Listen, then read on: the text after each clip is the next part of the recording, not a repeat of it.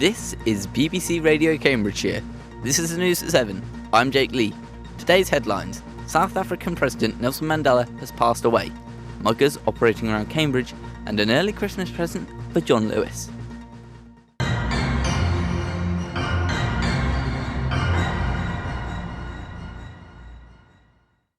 Nelson Mandela, South Africa's first black president, has passed away in his home at the age of 95. He had been receiving bedside treatment for a lung infection after leaving hospital after 3 months. A memorial service is to be held next week, with over 10,000 people expected to attend and pay their respects, including US President Barack Obama and Prime Minister David Cameron. Mugging is an issue which could affect anyone at any time. But would you know how to protect yourself from the danger? Our reporter Matt Fox has been finding out how people in Cambridge are protecting themselves from being attacked. As the nights are getting longer, the risk is higher for attack. On Wednesday night, a woman got confronted at Cambridge rail station. A man grabbed her bag and pulled her to the floor.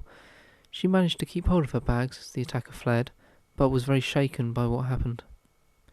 So how can you avoid becoming a target for muggers? I took to the streets to find out. You just keep to well-lighted areas, I think. Don't flash a lot of money about, obviously. Try to be with friends all the time, not being alone. And it has happened to me here, actually. Almost. So we were with friends and we just ran. Walk fast and purposefully, and so far it's worked for me. Not going anywhere that I wasn't aware of where I was late at night, I guess. Not walk around with my phone, talking on my phone, do my bag up, and probably punch them back if they tried it. Cigarettes in non-branded packaging are due to hit shelves as soon as 2015 in a landmark move by Prime Minister David Cameron. Jasmine Weller has more. Will changing packaging of cigarettes change people's outlook on smoking? The government are keen to change cigarette packaging to plain packaging with images, as they believe it could be a public health benefit and would decrease the amount of people that would want to smoke. Cancer research believe it will save thousands of lives. Do people really think it's going to make a difference? I've been finding out. They just know that the cigarettes are there to buy, and when they brought out cigarette packets with images of dying people on it, didn't make people stop. People just still bought them, so no, I don't think it'll make a difference. It might stop people who are just starting up smoking and thinking about it, because I think the brands do have quite a big impact, and it's kind of the idea of sort of what your friend smokes or what the packaging looks like. I think it would have quite a big difference to it. I don't think so, because what they've got in their mind is to light cigarette. So whatever you're going to put, brand or not, they will do the same thing, they will buy it. The repayment of student loans is to be made tighter, according to MPs.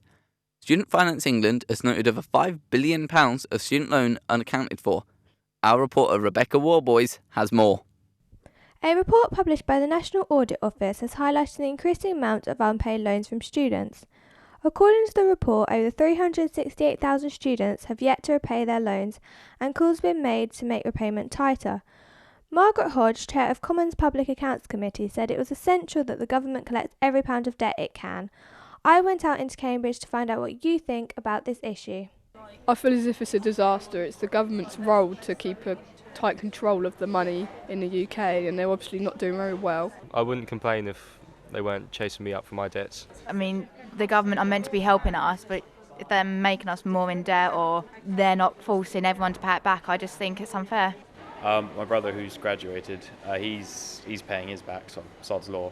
I'm going to have to pay mine back. If you can get away with it, good luck to them. More on this later. An alarming number of cyclists are at an increased risk of danger by not using lights when travelling at night. More cycle accidents happen at winter than any other time of year when the night arrives earlier. A recent report from Cambridgeshire Constabulary showed that over £1,500 worth of fines were dished out in 1 hour around the city centre of Cambridge due to people not having lights on their bikes.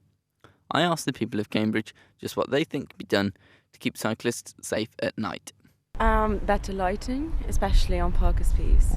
The fluorescent lights that they have on the motorway, maybe they can put that along the cycling parts. I think there should be more lights around things like the parks, so that there's for safety for pedestrians versus cyclists, and I think more bike lanes is better as well. I think improve the cycle lanes as well. I don't know about Cambridge, but certainly where I come from, that's a big issue. So people actually can cycle in safe distance from cars.